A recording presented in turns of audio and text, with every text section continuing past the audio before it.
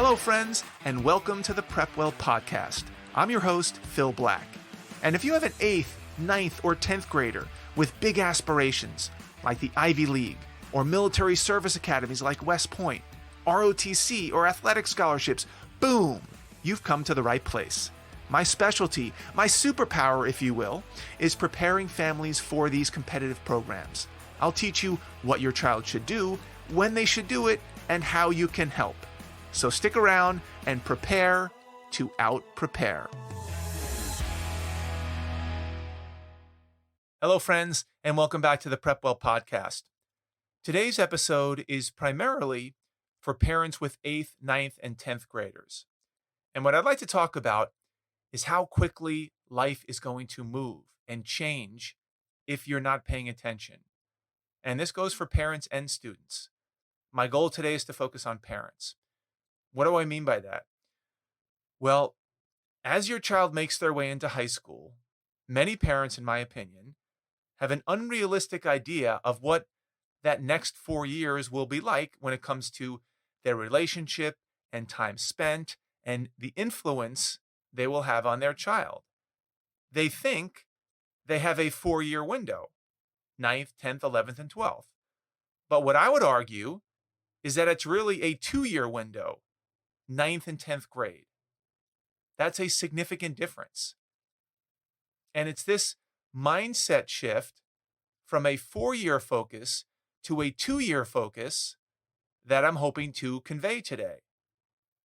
Because presumably, if you thought you had 4 years of time with your teenager, and then you were told, oh yeah, sorry about that, I meant 2 years, that your behavior and your perspective and your outlook may change. Why am I cutting back time with your child to 2 years from 4 years?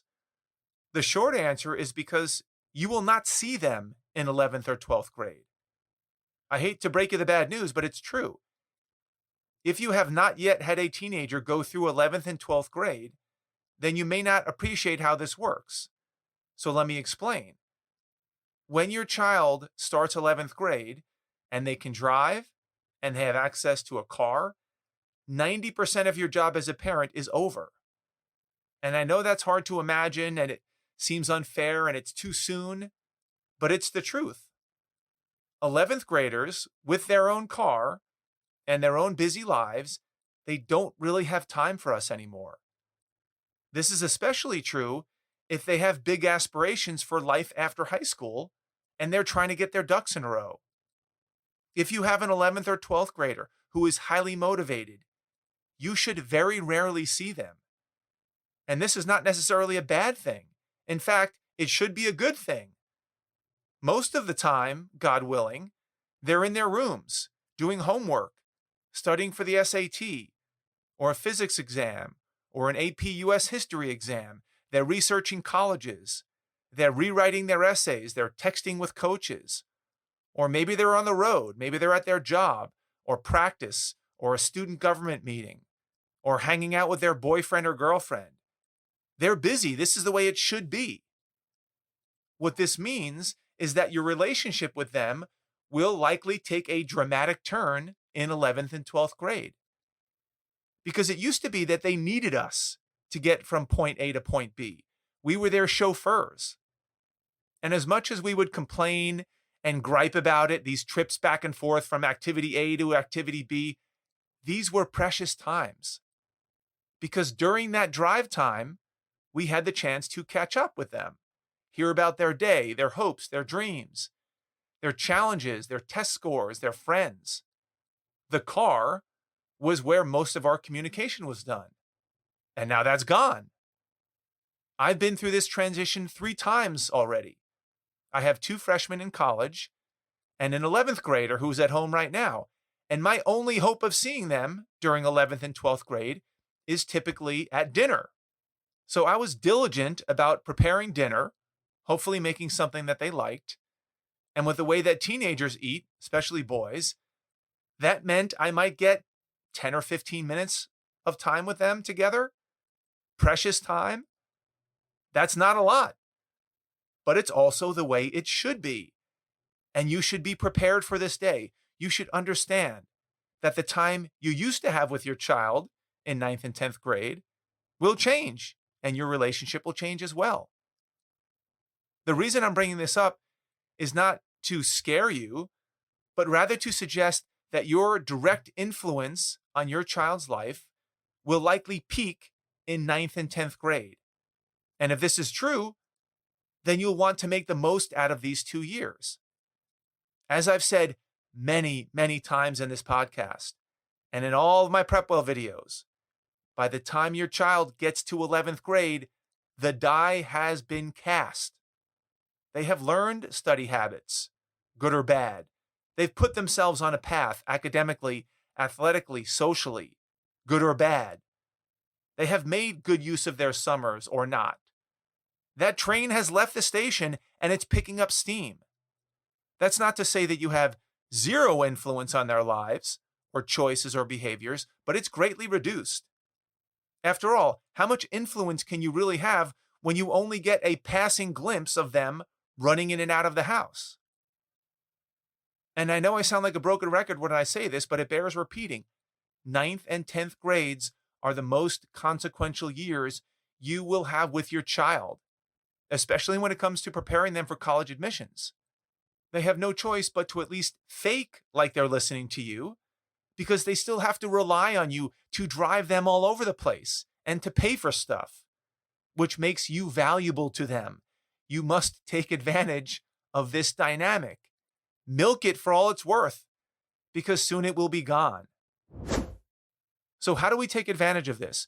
Well, I know this sounds self-serving, but one way to take advantage of what I call the golden years, 9th and 10th grade, is to make sure that your child is being presented critical information about how to live their lives if they want to be successful in the college admissions process.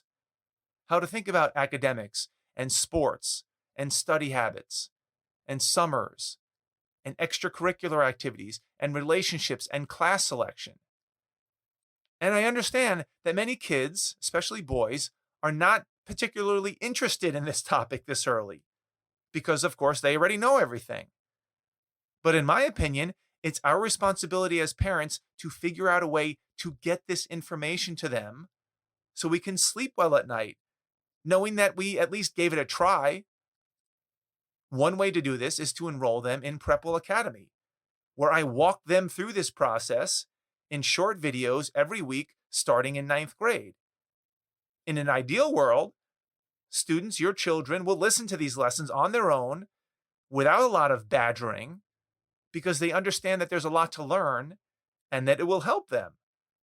More commonly, it will take some convincing, some cajoling from you, if you will, for them to engage with the content. Obviously, there are plenty of things your child can do for immediate gratification these days. And discussing college admissions, which is 2 or 3 years away, is probably not top on their list. But remember, if this doesn't happen before 11th grade, it's probably not going to happen. Or if it does happen, it might come in the form of panic and regret when they finally figure out that they're way behind the 8 ball. The impetus behind this episode came from an email that I received from the parent of a PrepWeller who wanted to cancel her subscription. She had enrolled her son in PrepWell Academy as a 9th grader, and 6 months later, she's writing me to cancel the membership. This doesn't happen very often, so I pay close attention when it does. And I think her email is a cautionary tale about where, as parents and students, we should focus our energy, our time, and our money. Her email said the following: Dear Phil, I'm writing to cancel our subscription to PrepWell Academy. I appreciate all of the great advice, but my son is just too swamped to handle the information.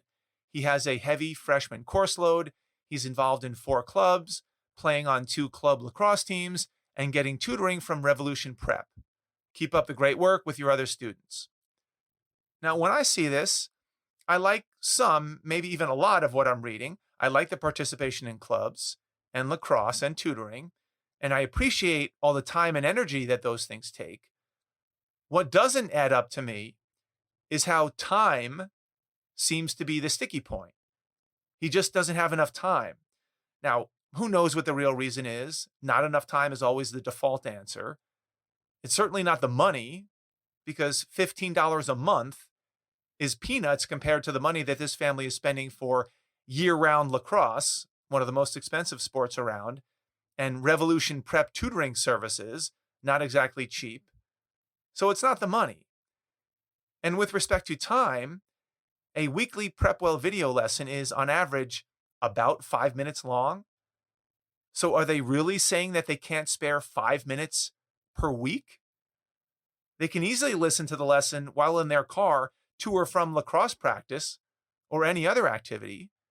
So in essence, the mom, is telling me that she and or her son can't find 5 minutes per week to educate themselves on the college admissions process. To me, that's a stretch, but hey, maybe there's something I'm missing. What I hope doesn't happen is that this mom and her son put their heads down until the middle of junior year, and then they come up for air, and they start looking around and surveying the scene. And they realize that the son didn't do particularly well on the SAT, which was a surprise. His lacrosse career has flatlined. He's dropped 3 of his 4 clubs because of lacrosse commitments. He didn't do much over the summers, again, because of lacrosse commitments. And that he has very little left to work with. And of course, the panic sets in, and they wonder what they should do now. Well, the answer is that they should have spent the 5 minutes a week for the last 2 years at an absolute minimum, educating themselves about the many pitfalls that they will likely encounter and how to deal with them. But unfortunately, they couldn't spare the 5 minutes a week because they were just so busy. And even worse, and in keeping with today's theme, the son, who is now an 11th grader, is now off on his own, and his mom never sees him anymore. So her window of influence is now closed. So one of the morals of the story is be careful about what you're focusing on and when you're focusing on it and what excuses you're making along the way. Because a ton of effort in the wrong direction will not always end well. And also remember, don't think that life and your relationship with your child will be the same throughout high school. It will not be. You will have a 2-year open window early, 9th and 10th grade, and a 2-year blackout period late in 11th and 12th grade. So you want to do your best work early and often. And PrepWell Academy's mission is to make that job a little bit easier for you. Once again, all things point back to those golden years, 9th and 10th grade. This is when we as parents make our money. This is when many of these issues should be considered and decisions should be made. And you won't know what these issues are and what these decisions are if you're not educating yourself. If you wait until junior or senior year, it's often too late. And that's why PrepWell Academy starts in 9th grade and puts such heavy emphasis on learning about these decision points when it really matters most. That's all I've got for you today, folks. Thank you for the continued support. Thank you for tuning in. If you know a parent with an 8th, 9th, 10th, 11th grader in high school that might find this helpful, please share the episode with them. You can do that by finding that small box with a tiny arrow pointing up. That's the share button. Click that button. Text your friends the link to this episode with a little personal note from you recommending that they give it a listen. If you have questions, comments, or an idea for an upcoming episode, please reach out to me by email, DM me on Instagram, check out our blog, Facebook, connect with me on LinkedIn. I would love to hear from you. Until next week, goodbye, good luck, and never stop preparing.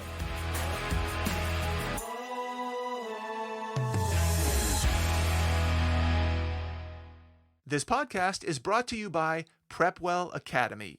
PrepWell Academy is my one-of-a-kind online mentoring program that delivers to your 9th or 10th grader a short, highly relevant video from me every week, every Sunday, in fact, where I give them a heads up about what they should be thinking about to stay ahead of the game.